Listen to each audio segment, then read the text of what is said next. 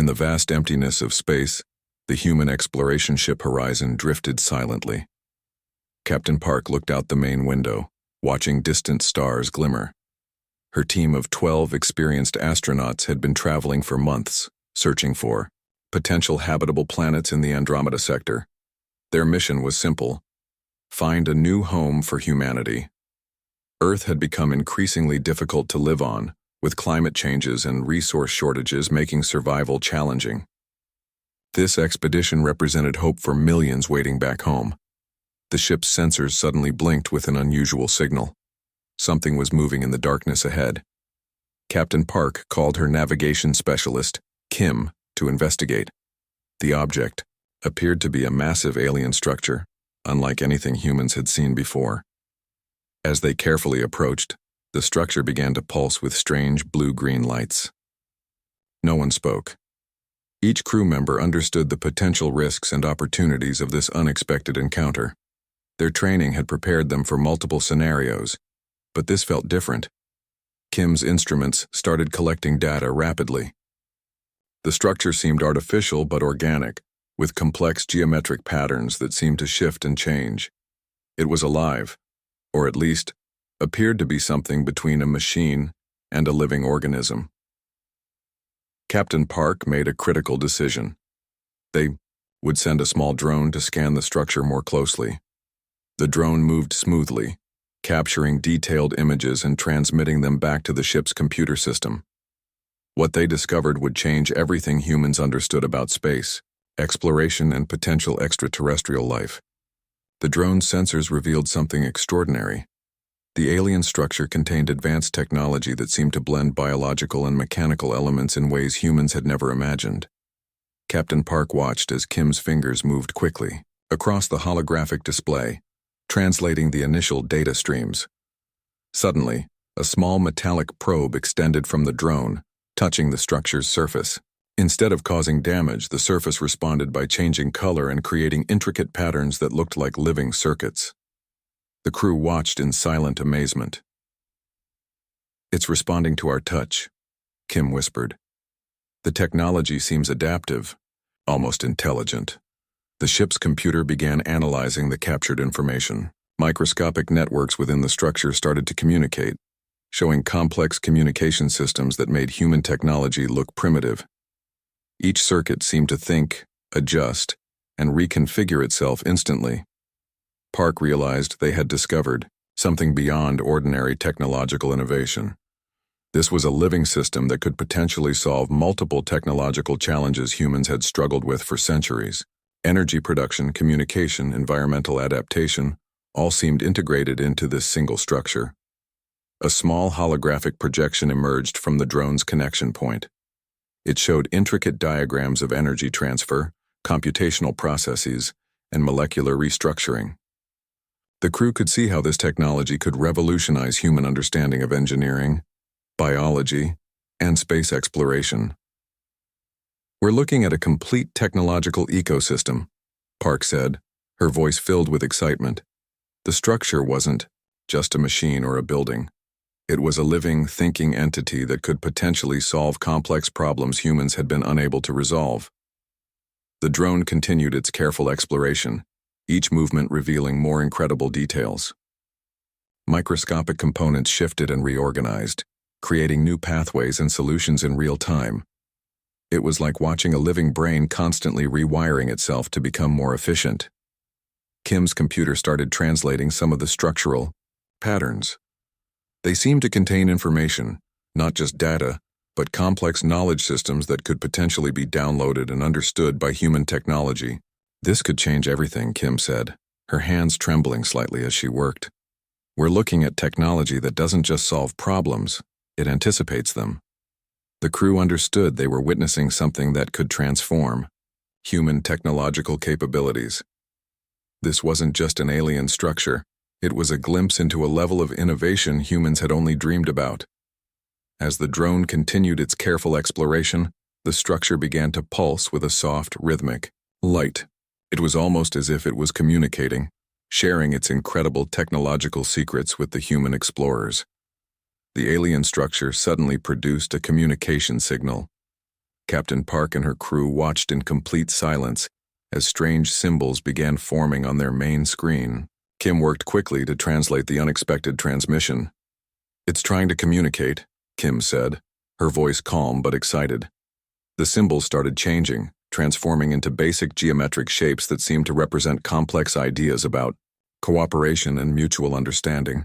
A holographic figure materialized, not fully human, not fully alien, but something in between. It looked like a shimmering representation of intelligence that could adapt its form. The figure moved with grace, showing no signs of aggression. Park stepped forward. Her training in potential first contact scenarios had prepared her for this moment. She understood that every gesture, every movement could determine the outcome of this extraordinary encounter. The holographic figure began producing sounds that gradually transformed into something resembling human language. It was slow, careful, almost like a careful translation happening in real time. The crew realized they were witnessing an unprecedented moment of interstellar communication. "We come with curiosity," the figure said, its voice neither male nor female. "Not with conflict." Park responded carefully. "We represent humanity. We seek understanding." The holographic figure showed images of different planets, civilizations, and complex networks of connected worlds. It was demonstrating that humanity was not alone, that multiple civilizations existed, each with its own complex history and potential for peaceful interaction. Kim's translation software worked over time, capturing nuanced meanings behind each symbol and gesture. The alien communication was more than words. It was a complete system of shared understanding, showing how different species might learn from each other. "Your species shows potential," the figure continued. "But you must learn balance. Technology, without wisdom, creates destruction." The crew understood this was more than a simple greeting.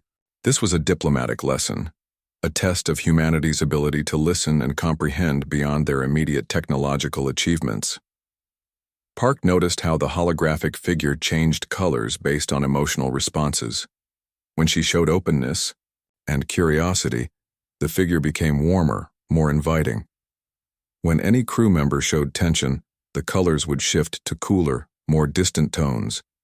Interstellar diplomacy, they were learning, was not just about words. It was about energy, intention, and the ability to communicate beyond traditional language barriers. The alien structure continued pulsing, sending complex data streams that showed potential collaboration points between human technology and their advanced systems. It was offering knowledge not as a weapon but as a gift of mutual understanding. "We can teach," the figure said, "if you are willing to learn." Park looked at her crew. They had traveled millions of miles, faced countless uncertainties, and now stood at the threshold of humanity's most significant diplomatic moment. This was not just a mission of exploration, but a potential turning point for their entire species. The holographic figure waited, its form shifting subtly, demonstrating patience and a willingness to connect. The alien structure began transforming, creating strange environmental conditions inside the Horizon's main chamber. Oxygen levels shifted, gravity became unpredictable, and temperature fluctuated between extreme cold and heat. Captain Park watched her crew's reactions. Instead of panicking, they started adapting immediately. Kim adjusted her breathing equipment, creating a custom filter that could manage the changing atmospheric conditions. Another crew member, Lee, used personal adaptive technology to stabilize his body's internal temperature. Survival wasn't just about equipment, it was about mental flexibility.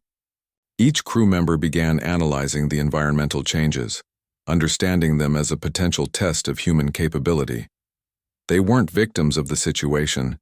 They were active participants in understanding it.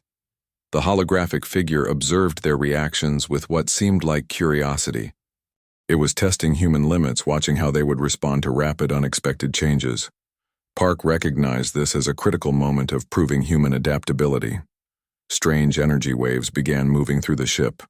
Normal electronic systems would have failed, but the Horizon's crew had prepared for multiple scenarios. They quickly reconfigured computer systems, using manual overrides and creating alternative communication networks. Lee discovered that by using a combination of personal tech and quick problem-solving, he could create temporary stabilization fields. These fields protected critical ship systems from the alien structure's unpredictable energy waves. "We're adapting," Kim said, her voice steady. "Not just surviving, but learning." The alien structure seemed to respond positively to their actions. Complex pathways opened, revealing advanced technological networks that appeared to reward creative problem-solving. It was teaching through challenge, showing that adaptability was a universal language of intelligence. Temperature in the chamber dropped suddenly to -50 degrees. Most biological systems would have shut down, but the crew's specialized suits and trained physiological responses kept them functional. They moved carefully, supporting each other, demonstrating collective adaptability. Park noticed the holographic figure was now projecting images of different planetary environments: extreme cold, high radiation zones, low gravity regions. It was showing that adaptability wasn't just a human trait, but a critical survival skill across intelligent species. Gravity in the chamber began shifting randomly. One moment, crew members felt incredibly heavy, the next almost weightless. Instead of becoming disoriented, they used muscle memory and training to maintain balance and continue their tasks. This isn't just a test, Park realized. This is a conversation about survival. The alien structure started creating complex, holographic scenarios, survival challenges that required immediate thinking, teamwork, and creative solutions. The crew responded by breaking down each challenge, using collective intelligence to find solutions. Kim's computer systems began learning from each environmental shift, creating predictive models that could help them understand and potentially control the changing conditions. Human technology was evolving in real time, responding to the alien structure's challenges. Lee discovered that by combining personal adaptive technology with improvised ship systems, they could create temporary, protective fields. These fields weren't just defensive, they were interactive, learning from each environmental change. The holographic figure seemed impressed. Its color shifts indicated a growing respect for human capability. This wasn't just about technological prowess, but about the fundamental human ability to transform, learn, and overcome. "Impressive," the figure finally said, its voice carrying a tone of genuine admiration. Park and her crew had done more than survive. They had demonstrated that human adaptability was a powerful, dynamic force, capable of responding to the most unexpected challenges with creativity, intelligence, and collective strength. Suddenly, the ship's sensors detected a massive cosmic storm approaching. It wasn't just any storm. This was a rare quantum-level disturbance that could potentially destroy entire star systems. The alien structure began pulsing with warning signals. Captain Park realized they were facing a challenge beyond human previous understanding. The storm approached with incredible speed, creating ripples in space-time that could tear apart molecular structures.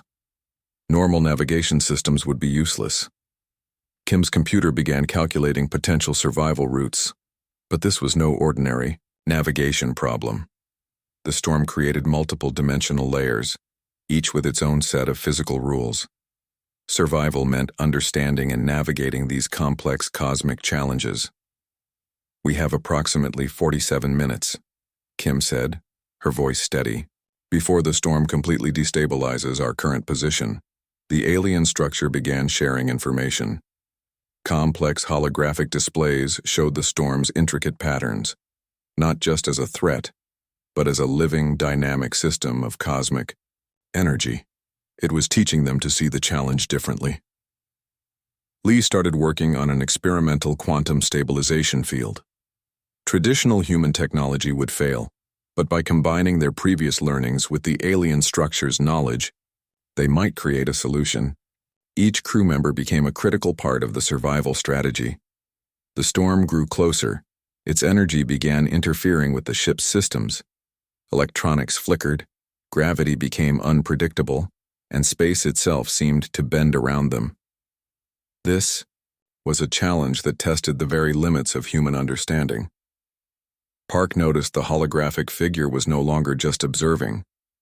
It was actively participating, sharing complex computational models that helped them understand the storm's fundamental structure. This was more than survival. It was a cosmic lesson in understanding universal dynamics. Radiation levels began increasing dramatically. Normal protective suits would disintegrate within minutes. The crew started using adaptive technologies learned from the alien structure, creating personal force fields that could resist the extreme cosmic conditions. Kim discovered something extraordinary. The storm wasn't just a destructive force. It was a complex living system of energy and information. By understanding its patterns, they might not just survive, but potentially navigate through it. The horizon began to shake. External sensors showed impossible things: space folding, time compressing, molecular structures becoming fluid. This was a challenge that went beyond traditional scientific understanding. Lee's quantum stabilization field started working. But it required constant human intervention, a delicate dance of technology and human intuition. Each crew member became a living computer, making split-second decisions that could mean survival or destruction. The alien structure began resonating with the storm's energy. It was showing them that challenges weren't just obstacles. They were opportunities for understanding. The storm became a living classroom, teaching them about the universe's fundamental nature. "We're not just surviving," Park said to her crew. "We're learning." Moments passed that felt like centuries. The storm's energy reached incredible intensities. Space around them became a complex tapestry of possibility, where normal rules of physics seemed to break down. Kim's computations showed they had a 0.003% chance of survival using traditional methods. But human survival had never been about probability. It was about adaptation, creativity, and collective intelligence. The quantum field began stabilizing, not by fighting the storm, but by understanding its fundamental structure. They were learning to move with the cosmic challenge, not against it. In the final moments, the crew realized they were experiencing something unprecedented. This wasn't just a survival scenario. It was a cosmic conversation about the nature of existence, challenge, and potential. The storm began to pass. The horizon emerged, not destroyed but transformed.